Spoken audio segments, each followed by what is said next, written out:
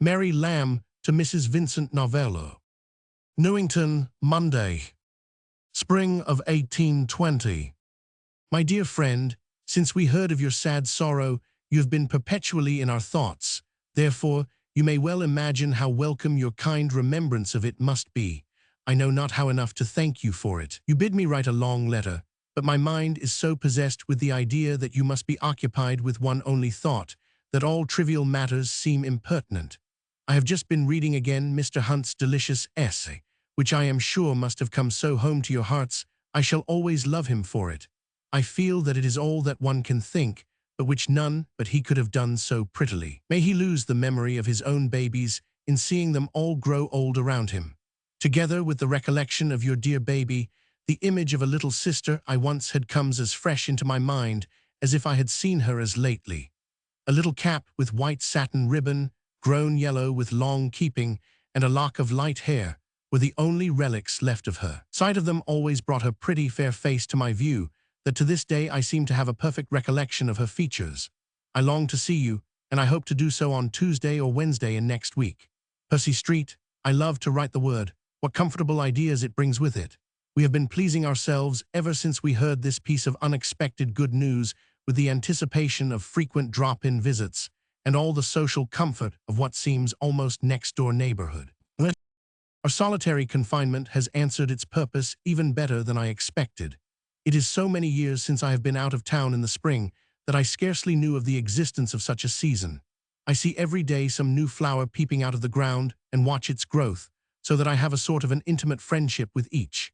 I know the effect of every change of weather upon them, have learned all their names, the duration of their lives, and the whole progress of their domestic economy. My landlady, a nice, active old soul that wants but 1 year of 80, and her daughter, a rather aged young gentlewoman, are the only laborers in a pretty large garden, for it is a double house, and 2 long strips of ground are laid into one, well stored with fruit trees, which will be in full blossom the week after I am gone, and flowers, as many as can be crammed in, of all sorts and kinds. But flowers are flowers still, and I must confess I would rather live in Russell Street all my life and never set my foot but on the London pavement than be doomed always to enjoy the silent pleasures I now do. We go to bed at 10 o'clock. Late hours are life-shortening things, but I would rather run all risks and sit every night, at some places I could name, wishing in vain at 11 o'clock for the entrance of the supper tray, than be always up and alive at 8 o'clock breakfast, as I am here. We have a scheme to reconcile these things. We have an offer of a very low-rented lodging a mile nearer town than this. Our notion is to divide our time in alternate weeks between quiet rest and dear London weariness. We give an answer tomorrow, but what that will be, at this present writing, I am unable to say. In the present state of our undecided opinion, a very heavy rain that is now falling may turn the scale. Dear rain, do go away, and let us have a fine cheerful sunset to argue the matter fairly in. My brother walked 17 miles yesterday before dinner, and notwithstanding his long walk to and from the office, we walk every evening, but I by no means perform in this way so well as I used to do. A 12-mile walk one hot Sunday morning made my feet blister, and they are hardly well now. Charles is not yet come home, but he bid me, with many thanks, to present his love to you and all yours, to all whom and to each individually, and to Mr. Novello in particular, I beg to add mine. With the sincerest wishes for the health and happiness of all, believe me, ever, dear Mary Sibylla, your most affectionate friend, Mary Ann Lamb. Leigh Hunt's Deaths of Little Children appeared in the Indicator for April 5, 1820. It was suggested by the same loss as that which prompted Mary Lamb's letter. The Lambs at this time were staying at Mrs. Bedford's, Church Street, Stoke Newington, as we know from an unpublished letter from Mary Lamb to Miss Kelly dated March 27, 1820. To this letter I have referred in the preface. It states that Mary Lamb, who is teaching Miss Kelly Latin at the time, has herself taken to French in the evenings. Letter 259. Charles Lamb to Joseph Cartle. London, India House, May 26, 1820. My dear sir, I am quite ashamed of not having acknowledged your kind present earlier, But that unknown something, which was never yet discovered, though so often speculated upon, which stands in the way of lazy folks answering letters, has presented its usual obstacle. It is not forgetfulness, nor disrespect, nor incivility, but terribly like all these bad things. I have been in my time a great epistolary scribbler, but the passion, and with it the facility, at length wears out, and it must be pumped up again by the heavy machinery of duty or gratitude when it should run free. I have read your Fall of Cambria with as much pleasure as I did your Messiah. Your Cambrian poem I shall be tempted to repeat oftenest, as human poems take me in a mood more frequently congenial than divine. The character of Llewellyn pleases me more than anything else, perhaps, and then some of the lyrical pieces are fine varieties. It was quite a mistake that I could dislike anything you should write against Lord Byron, for I have a thorough aversion to his character and a very moderate admiration of his genius. He is great in so little a way. To be a poet is to be the man, not a petty portion of occasional low passion worked up into a permanent form of humanity. Shakespeare has thrust such rubbishy feelings into a corner the dark, dusky heart of Don John in the Much Ado About Nothing. The fact is, I have not seen your expostulatory epistle to him. I was not aware, till your question, that it was out. I shall inquire and get it forthwith. Southey is in town, whom I have seen slightly. Wordsworth expected, whom I hope to see much of. I write with accelerated motion, for I have 2 or 3 bothering clerks and brokers about me who always press in proportion as you seem to be doing something that is not business. I could exclaim a little profanely, but I think you do not like swearing. I conclude, begging you to consider that I feel myself much obliged by your kindness, and shall be most happy at any and at all times to hear from you. Charles Lamb. Dear Sir, yours truly. Joseph Cottle, the Bristol publisher, had apparently just sent Lamb a copy of his Fall of Cambria, although it had been published some years before. Perhaps Lamb had sent him his works, and it was a return gift. Cottle's very serious expostulatory epistle to Lord Byron, who had cast ridicule upon him and his brother in English bards and Scotch reviewers, was issued in 1820, after the publication of Don Juan had begun. Southey arrived in London on May Day, 1820. Wordsworth followed early in June. Letter 260. Charles Lamb to Dorothy Wordsworth, incomplete. May 25, 1820. Dear Miss W., there can be none to whom the last volume of W.W. has come more welcome than to me. I have traced the Duddon in thought, and with repetition along the banks, alas, of the Lee, unpoetical name. It is always flowing and murmuring and dashing in my ears. The story of Dion is divine, the genius of Plato falling on him like moonlight, the finest thing ever expressed. Then there is Elijah and Kirkstone Pass, the last not new to me, and let me add one of the sweetest of them all to me, The Longest Day. Loving all these as much as I can love poetry new to me, what could I wish or desire more or extravagantly in a new volume? That I did not write to W.W. was simply that he was to come so soon, and that flattens letters. Yours, C.L. I print from Professor Knight's text, in his Life of Wordsworth. Canon Ainger supplies omissions, a reference to Martin Burney's Black Eye. The Wordsworths were in town this summer to attend the wedding of Thomas Monkhouse and Miss Horrocks. We know from Crab Robinson's diary that they were at Lamb's on June 2. Not much was said about his W.W.'s new volume of poems, but he himself spoke of the Brownie's Cell as his favorite. The new volume was The River Duddon, a series of sonnets, 1820. The Longest Day begins. Let us quit the leafy arbor.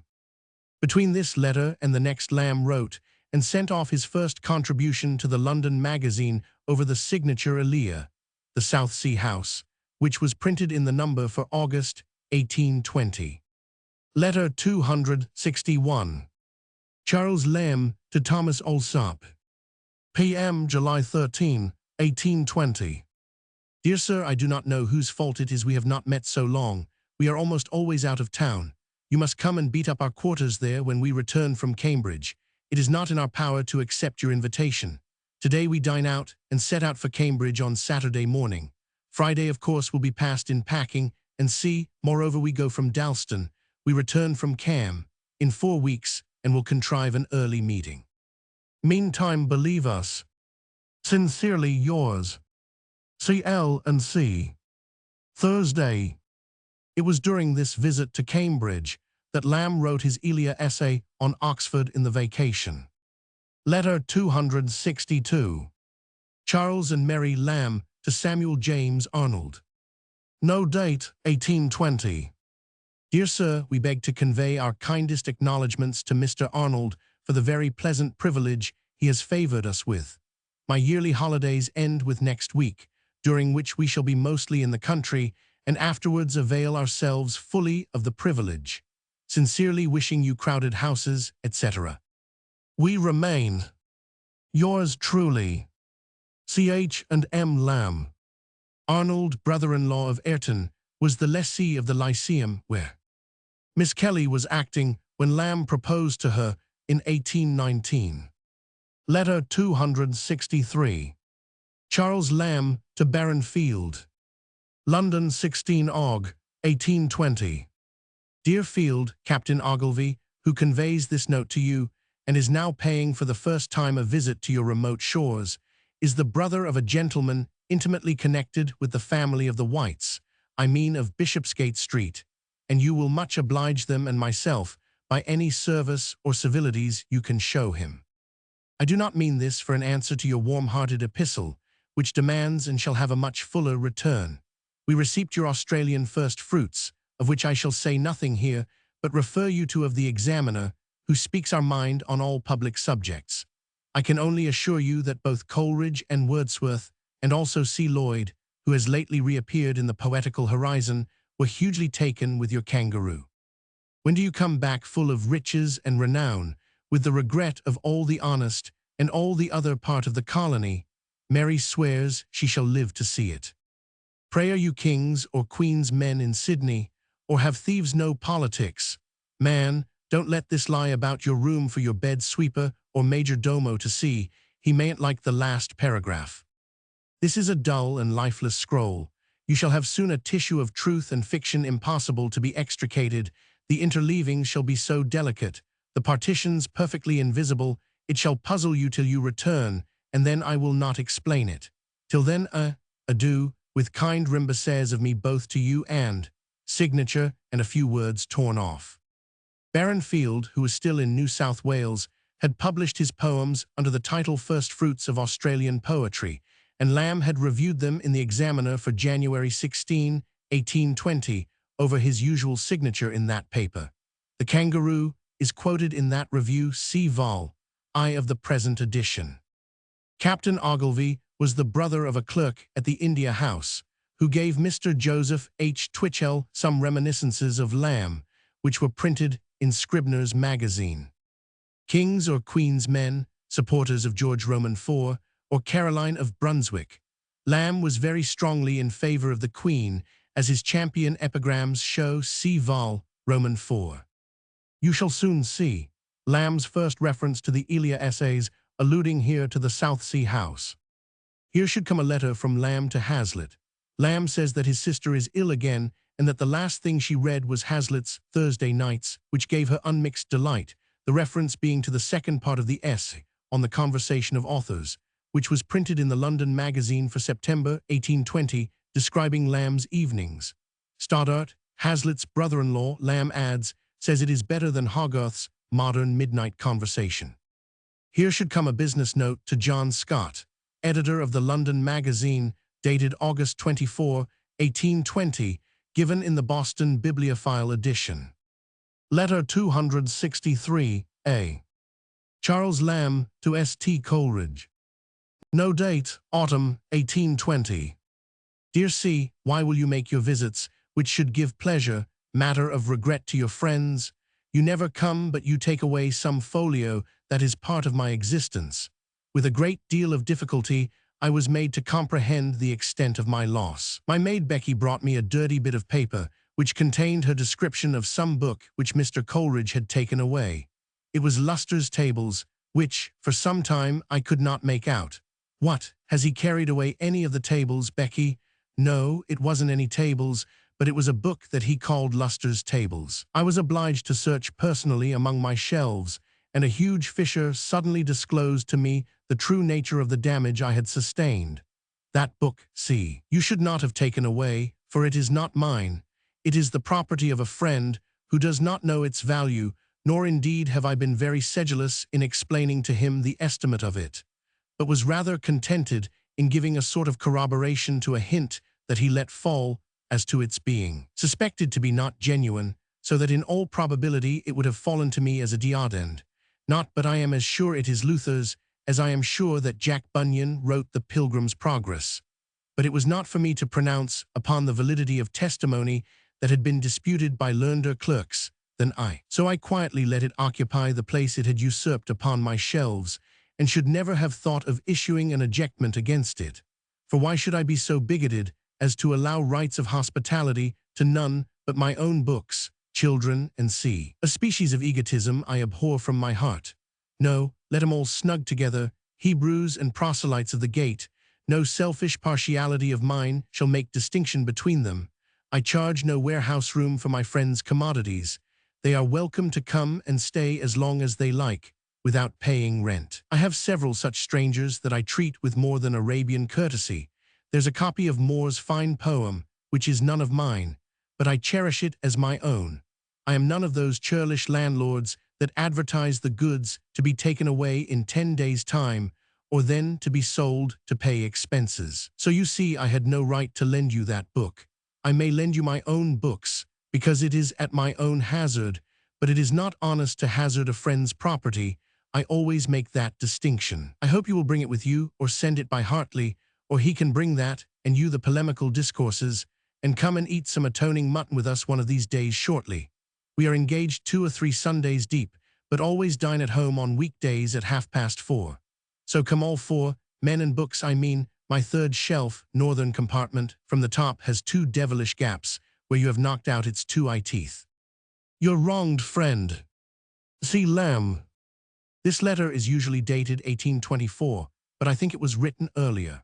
For one reason, Hartley Coleridge was not in London in that year, and for another, there are several phrases in the Elia essay, 2 Races of Men, printed in the London Magazine, December 1820, that are so similar to some in this letter that I imagine the letter to have suggested the subject of the essay, the composition of which immediately followed it. Thus, in the essay we read, "That foul gap in the bottom shelf facing you, like a great eye-tooth knocked out. You are now with me in my little back study in Bloomsbury, reader, with the huge Switzer-like tomes on each side, like the Guildhall giants, in their reformed posture guardant of nothing, once held the tallest of my folios, Opera Bonaventure, Choice and Massy Divinity, to which its 2 supporters, School Divinity also, but of a lesser caliber, Bellarmine and Holy Thomas, showed but as dwarfs, itself an escapade. That Cumberbatch abstracted upon the faith of a theory he holds, which is more easy, I confess, for me to suffer by than to refute, namely, that the title to property in a book, my Bonaventure, for instance, is in exact ratio to the claimant's powers of understanding and appreciating the same. Should he go on acting upon this theory, which of our shelves is safe? Luster's Tables, Luther's Table Talk. Moore's fine poem, the Psychozoia Platonica, 1642, of Henry Moore, the Platonist. Lamb seems to have returned the book, for it was not among his books that he left. Luther's Table Talk seems also to have been given up. Appendix, consisting of the longer passages from books referred to by Lamb in his letters. Coleridge's Ode on the Departing Year. Text of the Quarto, 1796. See Letter 19, page 75. Strophe I. Spirit, who sweepest the wild harp of time, it is most hard, with an untroubled ear, thy dark, inwoven harmonies to hear. Yet mine eye fixed on heaven's unchanged clime.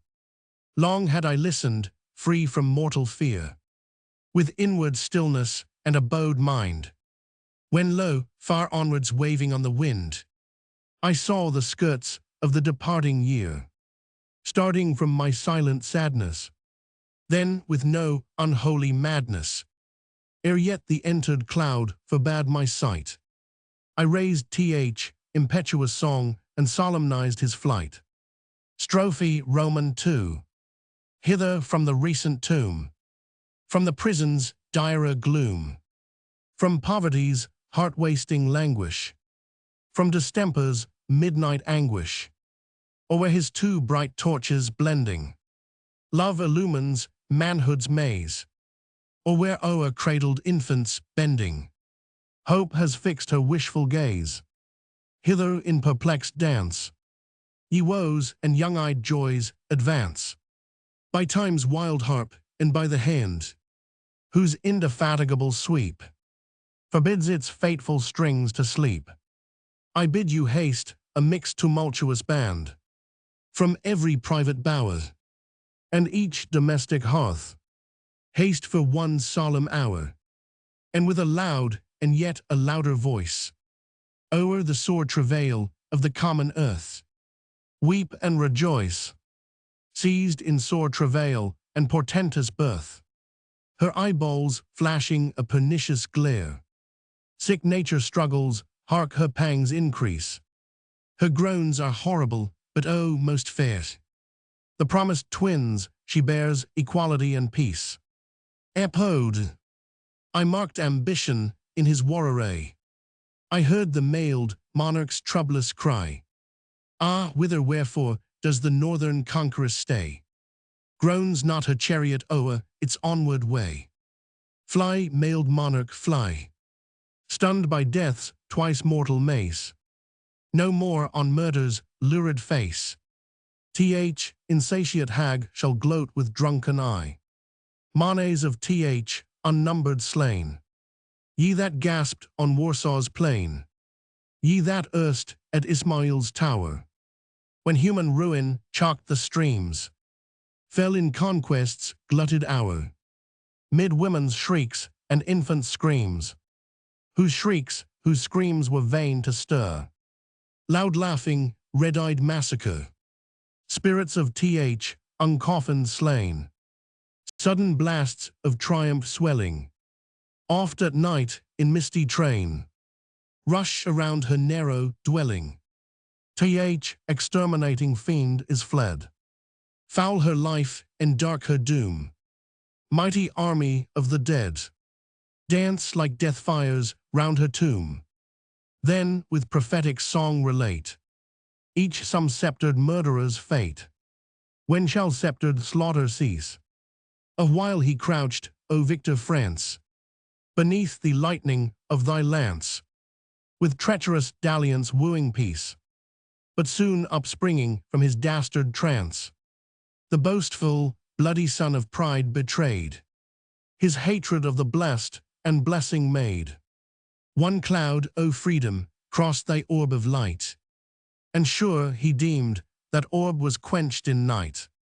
For still does madness roam on guilt's bleak dizzy height. Antistrophe I. Departing year, 'twas on no earthly shore. My soul beheld thy vision, where alone, voiceless and stern, before the cloudy throne, memory sits, there garmented with gore, with many an unimaginable groan. Thou storedst thy sad hours, silence ensued. Deep silence o'er ethereal multitude, whose purple locks with snow-white glories shone. Then his eye wild ardors glancing, from the choired gods advancing, the spirit of the earth made reverence meet, and stood up beautiful before the cloudy seat. Antistrophe Roman II. On every harp, on every tongue, while the mute enchantment hung, like midnight from a thundercloud, spake the sudden spirit loud. Thou in stormy blackness throning, love and uncreated light, by the earth's unsolaced groaning, seize thy terror's arm of might. By Belgium's course-impeded flood, by Vendi's steaming brother's blood, by peace with proffered insult scarred, masked hate and envying scorn, by tears of havoc yet unborn, and hunger's bosom to the frost winds barred, but chief by Afric's wrongs, strange, horrible, and foul, by what deep guilt belongs to the deaf synod full of gifts and lies. By wealth's insensate laugh, by torture's howl. Avenger, rise! Forever shall the bloody island scowl. For I unbroken shall her cruel bow shoot famine's arrows o'er thy ravaged world. Hark, how wide nature joins her groans below. Rise, God of nature, rise, why sleep thy bolts unhurled? Epode Roman 2. The voice had ceased, the phantoms fled. Yet still I gasped and reeled with dread. And even when the dream of night renews the vision to my sight, cold sweat damps gather on my limbs. My ears throb hot, my eyeballs start. My brain with horrid tumult swims. Wild is the tempest of my heart, and my thick and struggling breath imitates the toil of death. No uglier agony confounds the soldier on the warfield spread, when all fordern with toil and wounds, deathlike he dozes among heaps of dead. The strife is o'er, the daylight fled, and the night wind clamors hoarse. See, the startful wretch's head lies pillowed on a brother's corse. O doomed to fall, enslaved and vile! O Albion, O my mother isles! Thy valleys, fair as Eden's bowers, glitter green with sunny showers. Thy grassy uplands, gentle swells, echo to the bleat of flocks. Those grassy hills, those glittering dells, proudly ramparted with rocks. And ocean, mid his uproar wild, speaks safely to his island child. Hence, for many a fearless age, has social quiet loved thy shore, nor ever sordid foeman's rage, or sacked thy towers, or stained thy fields with gore. Disclaimed of heaven, mad avarice at thy side, at coward distance, yet with kindling pride. Safe mid thy herds and cornfields thou hast stood, and joined the yell of famine and of blood. All nations curse thee, and with eager wondering shall hear destruction like a vulture scream. Strange-eyed destruction, who with many a dream of central flames through nether seas up-thundering, soothes her fierce solitude, yet as she lies, stretched on the marge of some fire-flashing fount, in the black chamber of a sulphured mount, if ever to her lidless dragon eyes, O Albion, thy predestined ruins rise. The fiend hag on her perilous couch doth leap, muttering distempered triumph in her charmed sleep. Away, my soul, away! In vain, the birds of warning sing. And hark, I hear the famined brood of prey flap their lank pennons on the groaning wind. Away, my soul, away! I unpartaking of the evil thing, with daily prayer and daily toil, soliciting my scant and blameless soil, have wailed my country with a loud lament. Now I recenter my immortal mind in the long Sabbath of high self-content, cleansed from the fleshly passions that bedim God's image, sister of the seraphim, withers supersedious to all them, whose custom it is, without any deserving, to importune authors to give unto them their books. From a collection Op Emblems, 1635. See letter 35, page 123. It merits not your anger, nor my blame, that thus I have inscribed this epigram. For they who know me know that books thus large, and fraught with emblems, do augment the charge. Too much above my fortunes to afford a gift so costly for an airy word.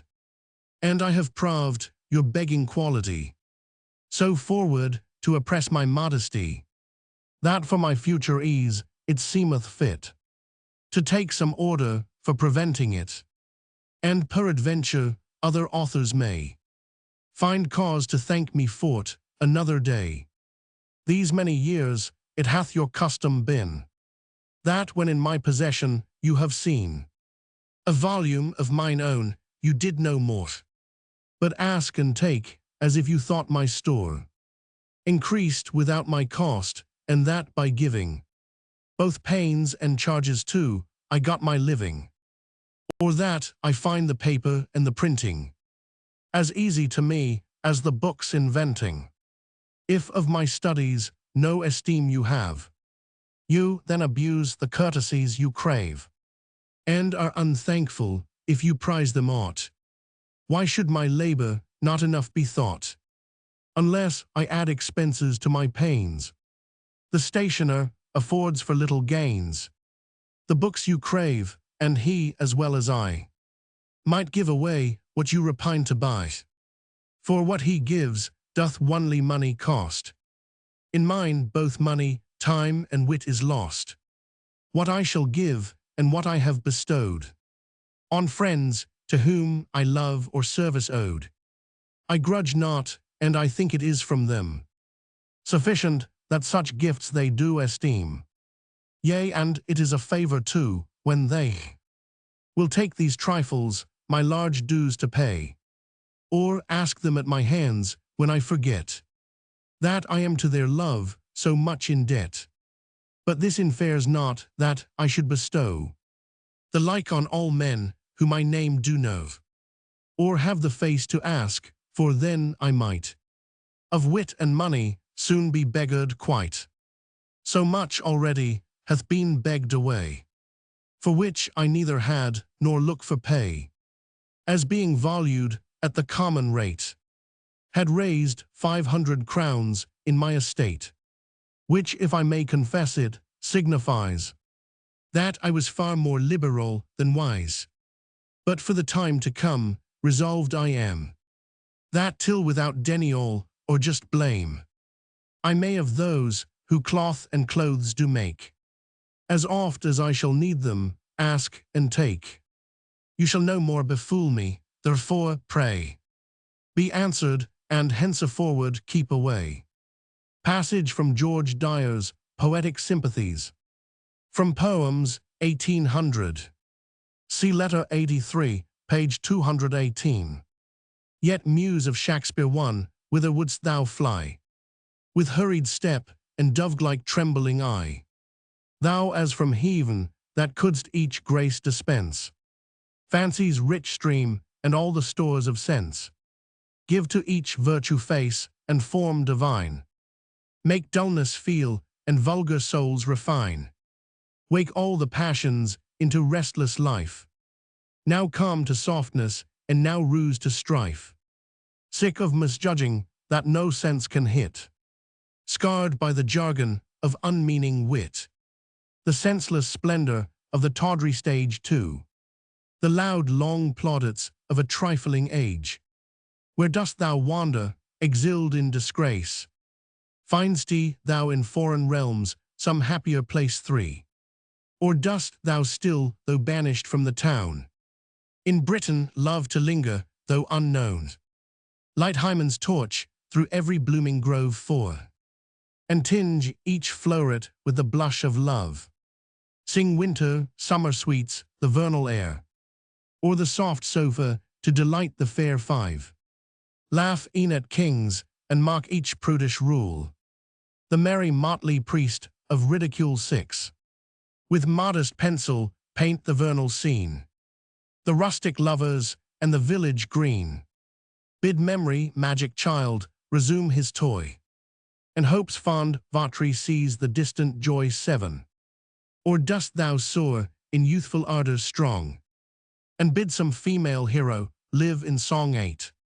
Teach fancy how through nature's walks to stray, and wake to simpler theme the lyric lay 9.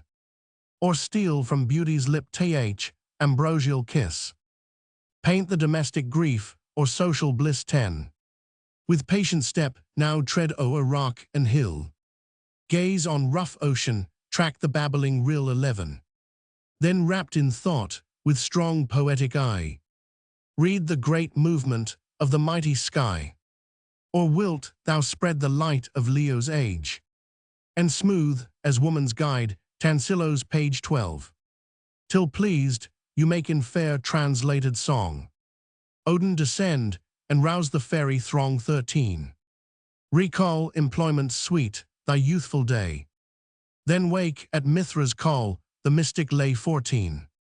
Unfold the paradise of ancient lore 15. Or mark the shipwreck from the sounding shore. Now love to linger in the daisied vale. Then rise sublime in legendary tale 16. Or faithful still to nature's sober joy. Smile on the labors of some farmer's boy 17.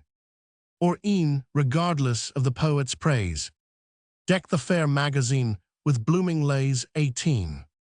O sweetest muse, O haste thy wished return. See genius droop and bright-eyed fancy mourn. Recall to nature's charms an English stage, the guard and glory of a nobler age. Footnote 1. It is not meant to say that even Shakespeare followed invariably a correct and chastised taste, or that he never purchased public applause by offering incense at the shrine of public taste. Voltaire, in his essays on dramatic poetry, has carried the matter too far, but in many respects his reflections are unquestionably just. In delineating human characters and passions, and in the display of the sublimer excellencies of poetry, Shakespeare was unrivaled. There he our fancy of itself bereaving, did make us marble with too much conceiving. Milton's sonnet to Shakespeare. Footnote 2. Pomp and splendor a poor substitute for genius. Footnote 3. The dramatic muse seems of late years to have taken her residence in Germany. Schiller, Kotzebue, and Goethe possess great merit both for passion and sentiment, and the English nation have done them justice. One or two principles which the French and English critics had too implicitly followed from Aristotle are indeed not adopted, but have been, I hope, successfully counteracted by these writers. Yet are these dramatists characterized by a wildness bordering on extravagance, attendant on a state of half-civilization. Schiller and Kotzebue, amid some faults, possess great excellencies. With respect to England, it has long been noticed by very intelligent observers that the dramatic taste of the present age is vitiated. Pope, who directed very powerful satire against the stage in his time, makes dullness say in general terms. Contending theatres our empire raise, alike their censure and alike their praise. It would be the highest arrogance in me to make such an assertion, with my slender knowledge in these matters, ready to, as I am, to admire some excellent pieces that have fallen in my way, and to affirm that there is by no means a deficiency of poetic talent in England. Aristotle observes that all the parts of the epic poet are to be found in tragedy, and consequently that this species of writing is, of all others, most interesting to men of talents. Greek, Eutyches and Baron Kotzebue thinks the theatre the best school of instruction, both in morals and taste, even for children, and that better effects are produced by a play than by a sermon. See his life, written by himself, just translated by Anne Plumptre. How much, then, is it to be wished that so admirable a mean of amusement and instruction might be advanced to its true point of excellence? But the principles laid down by Bishop Hurd, though calculated to advance the love of splendor, will not, I suspect, advance the true province of the drama. Footnote 4. Loves of the Plants by Dr. Darwin. Footnote 5. The Task by Cowper, written at the request of a lady. The introductory poem is entitled The Sofa. Footnote 6. Dr. Walcott, Peter Pindar, whose poetry is of a farcical and humorous character. Footnote 7. The Pleasures of Memory by Rogers and The Pleasures of Hope by Campbell. Footnote 8. Joan of Arc by Southey, a volume of poems with an introductory sonnet to Mary Wollstonecraft and a poem on the praise of woman, breathes the same spirit. Footnote 9.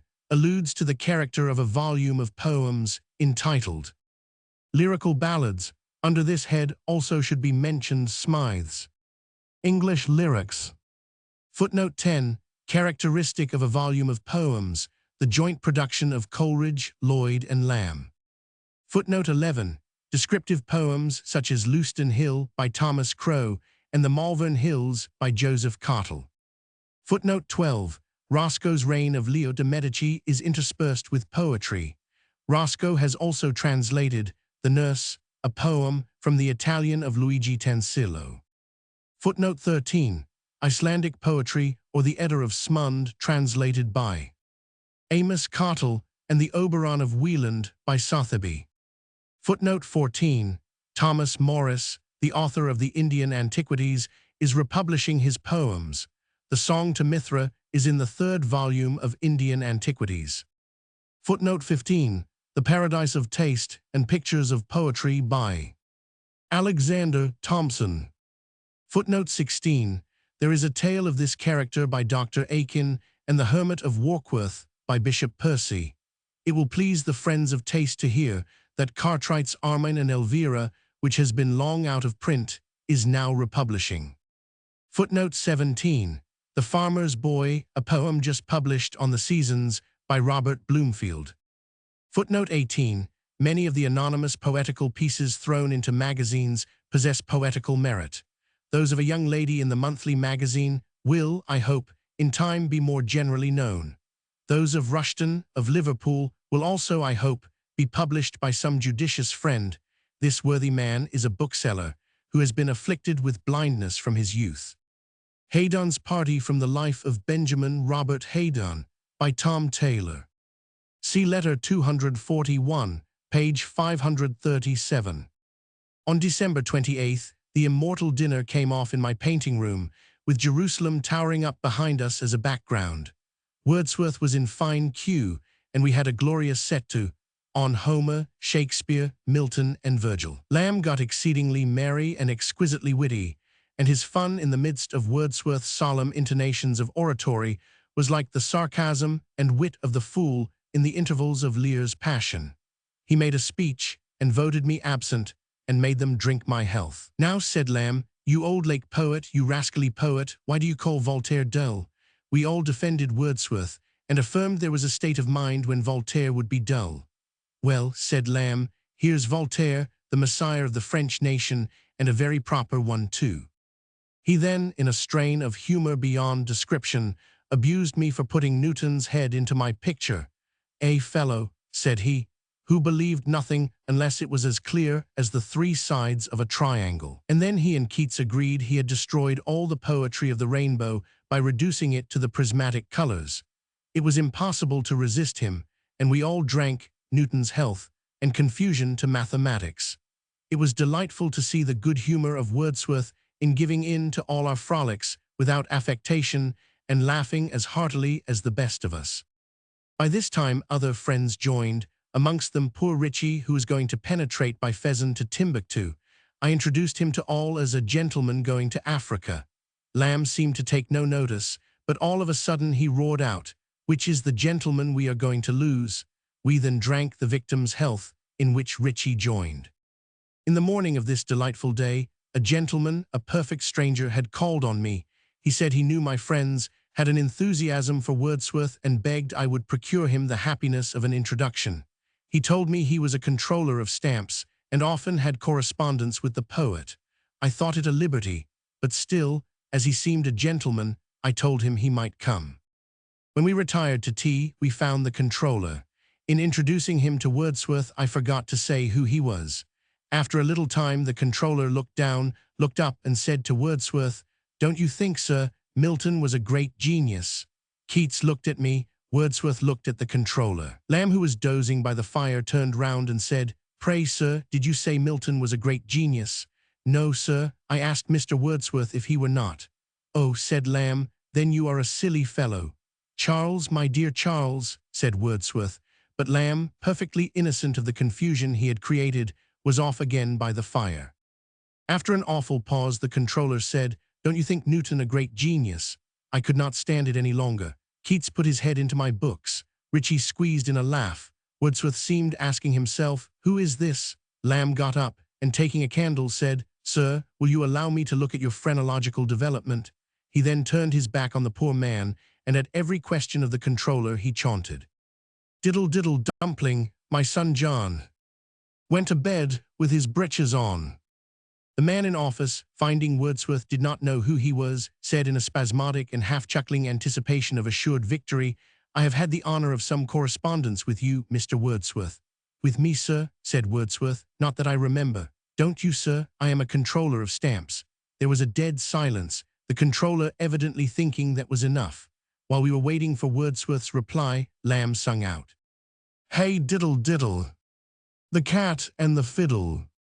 "My dear Charles," said Wordsworth. "Diddle diddle dumpling, my son John," chanted Lamb, and then rising exclaimed, "Do let me have another look at that gentleman's organs." Keats and I hurried Lamb into the painting room, shut the door, and gave way to inextinguishable laughter. Monkhouse followed and tried to get Lamb away. We went back, but the controller was irreconcilable. We soothed and smiled and asked him to supper. He stayed, though his dignity was sorely affected. However, being a good-natured man, we parted all in good humor, and no ill effects followed. All the while, until Monkhouse succeeded, we could hear Lamb struggling in the painting room and calling at intervals, "Who is that fellow? Allow me to see his organs once more." It was indeed an immortal evening. Wordsworth's fine intonation as he quoted Milton and Virgil, Keats' eager, inspired look, Lamb's quaint sparkle of lambent humor, so speeded the stream of conversation that in my life I never passed a more delightful time. All our fun was within bounds. Not a word passed that an apostle might not have listened to. It was a night worthy of the Elizabethan age, and my solemn Jerusalem flashing up by the flame of the fire, with Christ hanging over us like a vision, all made up a picture which will long glow upon that inward eye which is the bliss of solitude. Keats made Ritchie promise he would carry his Endymion to the great desert of Sahara and fling it in the midst. Poor Ritchie went to Africa and died, as Lamb foresaw, in 1819. Keats died in 1821 at Rome. See, Lamb is gone, joking to the last. Monkhouse is dead, and Wordsworth and I are the only two now living, 1841, of that glorious party.